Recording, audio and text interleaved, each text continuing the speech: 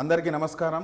Myself Peddaboina Kumar, GK and current affairs faculty, Telangana BC study circles. ఈరోజు current అఫైర్స్లో భాగంగా ఇటీవల కాలంలో అమెరికా ప్రకటించినటువంటి బుక్ క్రిటిక్స్ అవార్డు గురించి చర్చిద్దాం. సో ఈ అవార్డు అనేటువంటిది 1974లో ప్రారంభించబడింది, అమెరికా ప్రభుత్వం అందజేస్తుంది.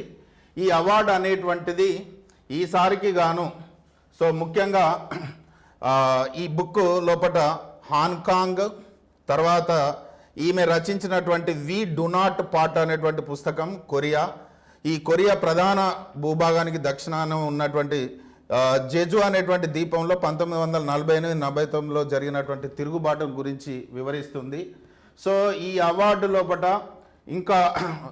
ఇంకొక వ్యక్తి, ఇక్కడ హాంకాంగ్ ఒకరు, తర్వాత వచ్చేసి ఇక్కడ చూస్తే హవో రెండో పర్సన్.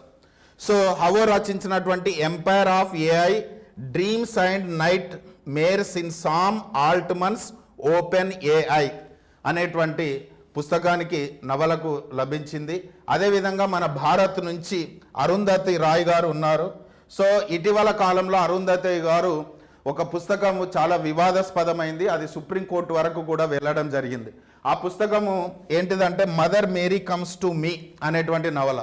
దీంట్లో వివాదం కావడానికి గల కారణం ఏంటంటే ఆ కవర్ ఫోటో పైన అరుంధతి రాయ్ గారు స్మోక్ చేస్తున్నటువంటి ఫోటో అనేటువంటిది ఉంది, అది వివాదాస్పదమైంది. తర్వాత వచ్చేసి ఈమె గురించి చెప్పాలి అనంటే అరుంధతి రాయ్ గారు 1997లో బూకర్ ప్రైజ్ను కూడా పొందారు. అప్పుడు ఆ బూకర్ ప్రైజ్ లభించినటువంటి నవల ఏది అంటే గాడ్ ఆఫ్ స్మాల్ థింగ్స్. తర్వాత ఇందాక మనం చెప్పుకున్నటువంటి హాంకాంగ్ రచించినటువంటి వి డు నాట్ పార్ట్ అనేటువంటి నవల 2024లో నోబెల్ యొక్క సాహిత్య ప్రైజ్ను కూడా పొందడం జరిగింది. సో ఈసారి ఈ ముగ్గురికి, అంటే ఒకరేమో హాంకాంగ్, ఇంకొకరేమో హావో, తర్వాత వచ్చేసి అరుంధతి రాయ్, ఈ ముగ్గురికి అమెరికా యొక్క బుక్ క్రిటిక్స్ అవార్డు రావడం జరిగింది. Thank you all of you.